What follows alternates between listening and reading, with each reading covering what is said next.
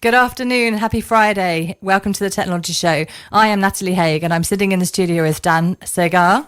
Did I get that right? Nailed it, well done. I'm never going to, that's the first time I'm going to say it right. First time I've got a guest name right. Woo! Everybody cheer. Dan, please welcome to the studio. So you have a business called DS Business Growth. I'm assuming the DS is Dan. Yeah, it's my initials, obviously, but also stands for driving scalability. Oh, that's very posh. Dual purpose, right? I like the dual purpose. So what you're saying is you wanted driving scalability and it accidentally happened to be your initials as well. Yeah, the person who came up with that, someone far more creative than me came up with that, but yeah, it works quite well, I think. I like that. So how long have you been in business, Dan? Started my first business back in 2020, but doing what I've been doing now for just over 2 years. Amazing. And so I know it sort of says business solutions and we're on a tech show. So there is the reason that I've invited Dan is because I heard on the grapevine and I saw that you were running these amazing workshops to do with AI in the New Forest business area, which is where I live. And I was really excited because you ran a workshop that was basically about practical AI solutions for businesses. And I really liked the kind of juxtaposition of AI and the sort of deep tech knowledge with what's actually useful and practical for businesses right now. So can you tell me a little bit more about those workshops? Yeah, for sure. So this kind of started around 18 months ago. I first started doing these. I was conscious that there's so much AI noise. People seeing all these things, amazing things, almost things going viral, but actually it wasn't helpful if you run a business necessarily. We can create an image or a video or get it to write as a newsletter, but actually we can do so much more than that. So I started running these workshops just to try and help people and bring stuff and make stuff more realistic. So what kind of businesses were you aiming to help and what kind of businesses are going to those workshops?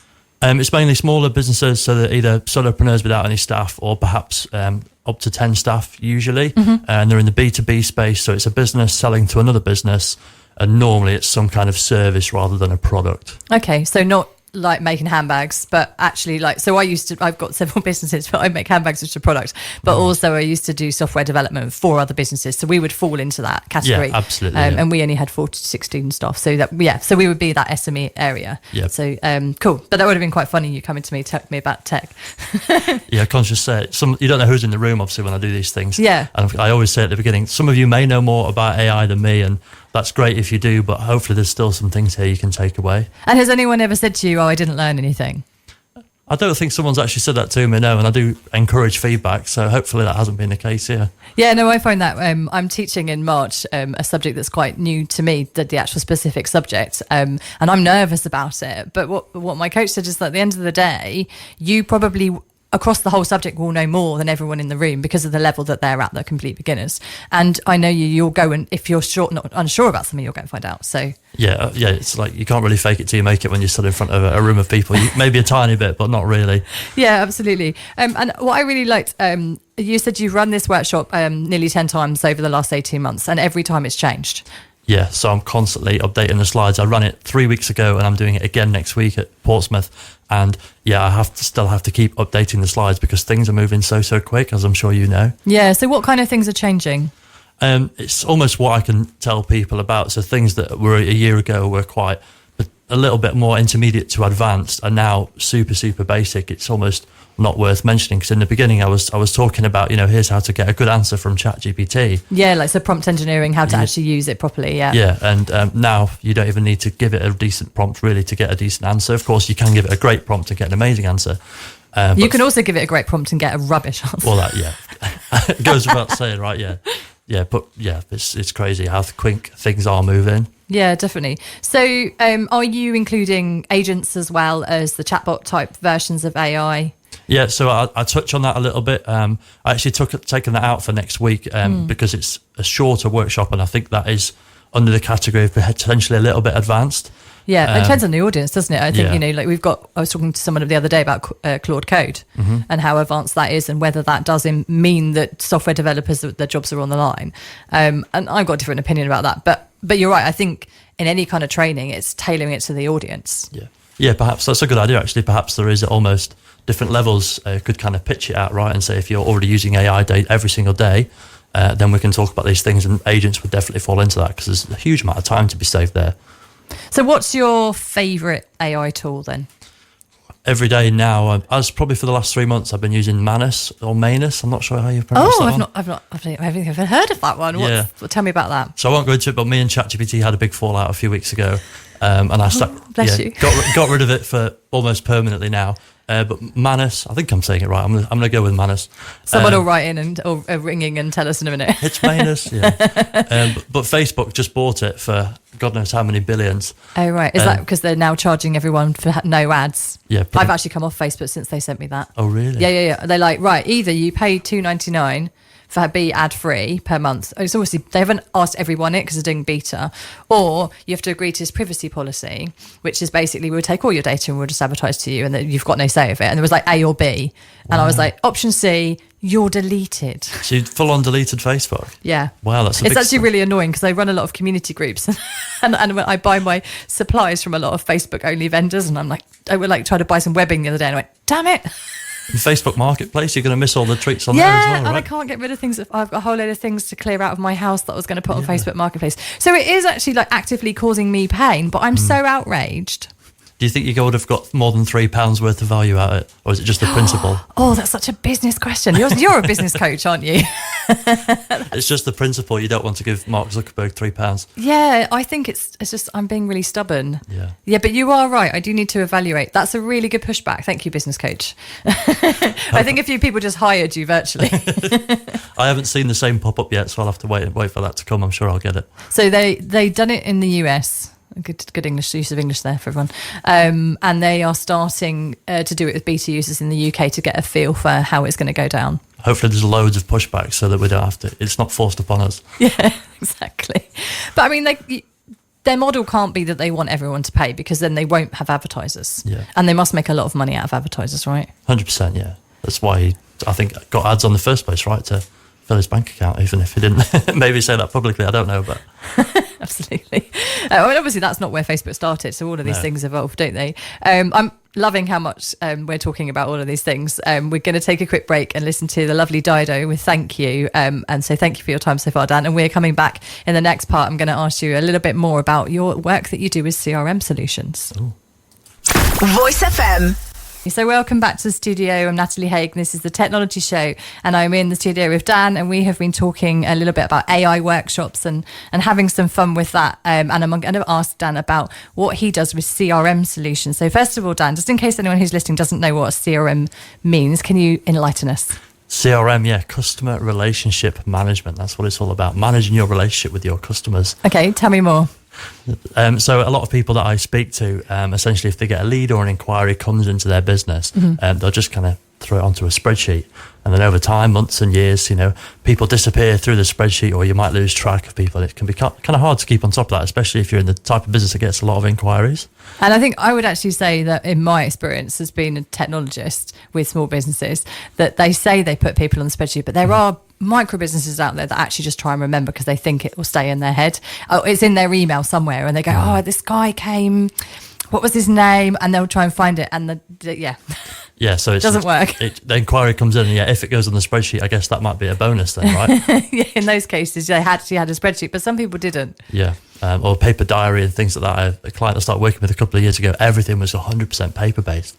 And it was just, paper records and boxes and towers. And it's trying to get people away from that into a kind of a system, even if it doesn't have any automations or anything clever, but actually a proper centralized system where all that data can be held and then you can actually do something with it. So what's the benefit of having I kind of feel like I know the answer to this, but for everyone out there, what is the benefit to having this data in one place? It makes you more organised, and people, apart from you, can access all these things, and you can create notes against people in multiple places. You can create tasks that all come in, and I know you might think, the calendar can do that, but it keeps it all in one place. And it keeps it related to that client, right? Yeah, exactly. Mm-hmm. Yes, it's not just throwing everything onto a calendar. Each client has their own mini profile, if you like, and you can attach appointments to it, if you sell through appointments, and it can all just sit in one hub nicely together. But isn't all this technology expensive for a business? Doesn't have to be. Some solutions absolutely are. If you look at enterprise grade stuff, if you try and bring that into a small business. Do you mean like SAP or something like that, or sort of Salesforce and things like that, the bigger Yeah, players? and HubSpot, if you start using the more serious features of HubSpot, you can be many, many hundreds, if not thousands of pounds a month. And of course, for so many businesses, that's not really achievable or affordable. So. Yeah, absolutely. So it is. So you're saying that there are options depending on your size? Yeah, there's some really good systems out there for definitely targeted at smaller businesses or solopreneurs that can be really powerful and really helpful. And yeah, it doesn't have to cost you hundreds of pounds a month. Absolutely not. But if they're going to spend money on something, does it actually make an impact to their bottom line? I would like to think it does if it's used properly, because it means that the data is more accessible, and you can quickly search, people who might have expressed an interest and you haven't spoke to a while. You can quickly pull those people out of that list and say, cool, we haven't spoke to these guys for a while, and it gives you a list of people to go and reach out to and contact again. And it can prompt you as well, if a lead's gone quiet or you've sent out a proposal, you send out quite a few proposals or quotes. If you can't remember who you sent all those to, the system can remind you, right? And then you can chase them up. And often it's the case where you give someone a quote and they get busy, they forgot that you've given them the quote, and actually they probably are going to accept it and take you on. They just need reminding to do so. So yeah, it should absolutely bring in more business. When I ran a company myself, a lot of the team used to not like sending out proposals and then chasing them or asking for things.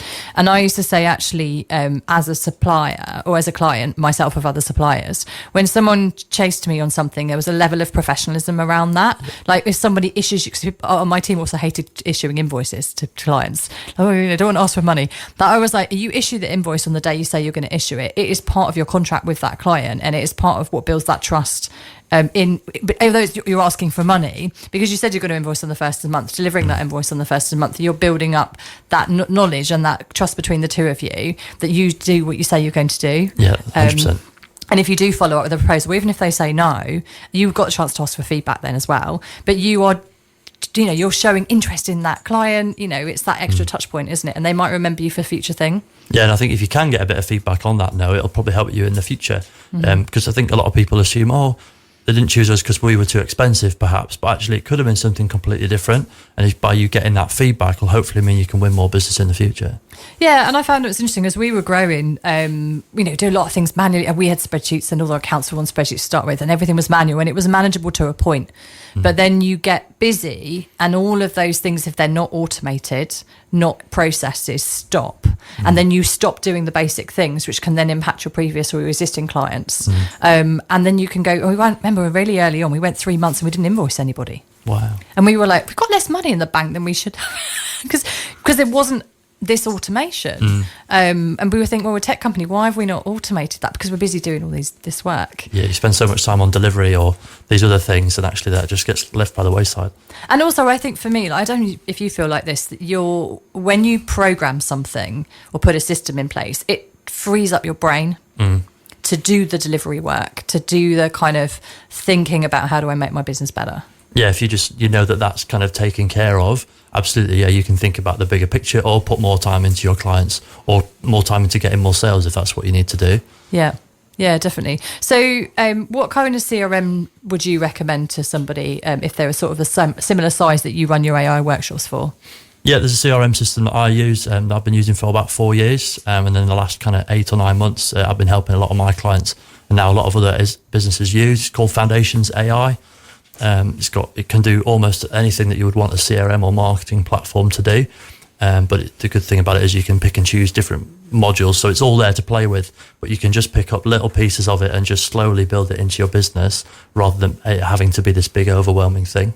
And what's the kind of friction to get started with it? Because a lot of about 10 years ago when I was building this kind of thing, people loved the idea of having it implemented, but there was always a time to get up to speed, training the team, etc. And people would be like, I don't want to go through that effort. They just wanted to kind of have it sort of work, in the same way that like Apple phone just works. And so how do you kind of help your clients get to that point so they can use it straight away? Yeah, sure. So I'm really conscious when I give this to people, a lot of time when you buy software, you just kind of get an empty box and you're like, you've got all these tools, but like, what can I do with it? Button to press. Yeah. So like, I like to give it to people. I'll talk to them first and I'll say, cool, what are you trying to achieve with this? What are your weak points? What are you trying to do? And then I can just drop a load of preloaded and pre-built things into their account that they can use straight away. So we fill out a form, we tweak it to the business with the company name and how they speak to people and who's in the business and things like that. And it all just then works pretty much straight away. So when you say you kind of customize things to the client, what can you give me, without obviously giving away your trade secrets or any clients you're working with, but like, is there a good example, like a case study that you could bring that to life with? Yeah, so a good thing to do in the beginning is bring in, for example, that old spreadsheet of people that you haven't spoke to for a long time, and we can drop them into what you might call like a reactivation sequence. So this can be a series of emails and or texts and or WhatsApp messages, depending on what information you have. And it's a way of reaching out to these old leads who've kind of gone quiet and you might think have disappeared. And it's a way of reaching out saying, oh, hey, are you still interested in our thing, this thing that we do? And we can bring them through that sequence, perhaps over the course of a few weeks, and try and reactivate them and bring them back to life. So it's not you necessarily having to think, oh, what am I going to say on day 1? What am I going to say on day 7? We've kind of got all those templates that we know work. Oh, so you're actually utilising structures that will actually work. So people, because I think sometimes people want to they want to go posting more or sending out newsletters, and some people get stuck at that first hurdle of like, where do I start? What do I say? Yeah. But if you've already done that thinking, that definitely makes it easier for businesses. Yeah, absolutely. So we can give them all these templates that we know work, and it's just a case of tweaking the language slightly to suit the industry or the business that it's going from. But the general theory of how that email is laid out is proven to work in the vast majority of cases. I like that. That sort of appeals to my lazy side. It's about making things easy, right? Yeah, and I think that's it. There's so much demand on a business owner, especially a small business. You're often wearing so many hats, and you've got to be your accountant and sort of chief kind of washer-upper and all the rest of it. You've got to chase your invoices, you've got to get the sales, and they're all completely different skills. Yeah. So as much as you can kind of automate and put processes in place to support that, I think that's really amazing. So how did you, I'm just going to, coming up to sort of the next break point, so I'm going to ask you this really quickly, but what was the thing that kind of got you into this type of work? Like, why did you think you were the man to do this useful thing to people? Set up my first business in 2020. I moved back from New Zealand after living out there and brought a load of new furniture with me, some unique stuff. I won't go into too much detail just now, and started selling that again, essentially. So ran my own business, had an e-commerce business as well in the meantime, but early 2024, I got into doing a bit of consultancy work for another business and absolutely loved it, found it super rewarding, was able to help them quite a lot. And I thought, well, if I can do a lot more of that, then I will. So I've been doing, that's why I've been doing that full time now the last couple of years. Oh, I love it. So born from your own kind of experience and there's sort of this need, the want to help other people as well and share that. Yeah, absolutely. That's what I like to think, yeah. Oh, I love that. Right, I'm going to ask you a lot more about that shortly. We're going to take a quick break, and when we come back, I'm going to ask you about your journey into where you are now. Not into the radio station, obviously, but like to where you are now and how involved you are with helping people with AI. Wow, welcome back. This is a technology show. I'm Natalie Haig, and Dan Sagar, I knew I was going to get it wrong, is in the studio with me. We've been talking about CRMs, we've been talking about AI, and I'm really curious to know, because you've done some amazing things with like business coaching and your workshops sound really fab. So how did you get to where you are now? Like what, did you go to uni and do computer science? Like how did you become the person you are today? Very untraditional, I suppose. So at school did my A-levels and all my friend group went off to uni, and I just thought at the time it's not for me. I didn't really know why, but I thought that's not for me at the time. Can I ask what A-levels you took, just out of interest? I did maths, further maths, physics and psychology. Almost forgot the last one. So psychology a bit of a wild card with the other two. Right, so in sort of like most traditional kind of, you would have thought somebody with that set would go to university, right? That would have been like the route. Yeah, it was expected of me by my head of year and all that kind of stuff. Yeah. And then you said, no, I'm not going to do that. Yeah, I just thought it's not for me. Yeah. I like that. That's really brave at that age. I think the last 6 months of year 13, was it? Yeah. I was getting tired of just being in education. I think I just want to kind of go out in the world. When you were studying for A-levels, that's really hard. So no wonder you were tired. Yeah, I think I actually dropped physics after the first year, but maths and further maths was like 10 hours of maths a week. Yeah, I know, I love maths, but that is a lot of maths. It was pretty full on. I don't know if I fully knew what I got myself in for at the time.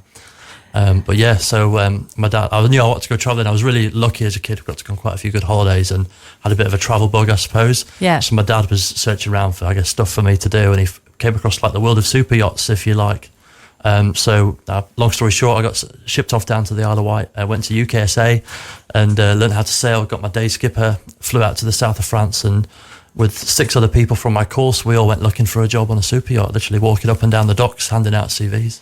That must have been such a different kind of world to step into. Yeah, totally. So, because someone who has a super yacht is, I'm not going to ask you who it is, but like they have a lot of money, right? And they're a completely different lifestyle, probably a very different perspective to what you grew up with, you know, from being, so to be so young and thrust into that environment, what impact did that have on your kind of view of the world? Yeah, it was pretty... Obviously don't talk about politics, but... No, I mean, it was pretty full on, yeah. It's the 1% of the 1%, you know, and that kind of point. It was a crew of 25 on this yacht working for essentially one family.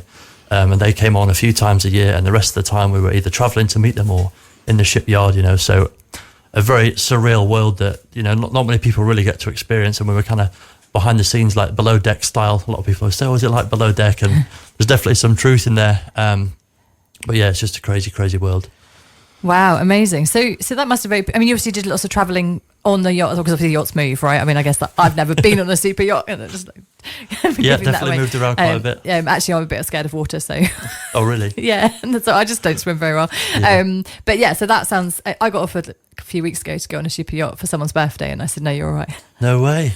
Oh, I know, fool. Should have gone, yeah, just for the experience. I know, yeah. I was just like, no, I don't want to be the one putting my hand up here, can I get off? They could have given you a life jacket or something, tried to make you feel a bit more comfortable. No, I mean, my friend's lovely and he was really understanding, bless him. But yeah, no, it's not about me.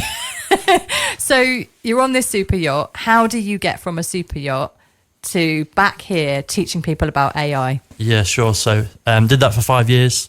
I thought I'd just do it for a year initially, do some travelling, save some money. In the truth, the first year I saved no money, but did lots of travelling. So I ended up doing it for 5 years.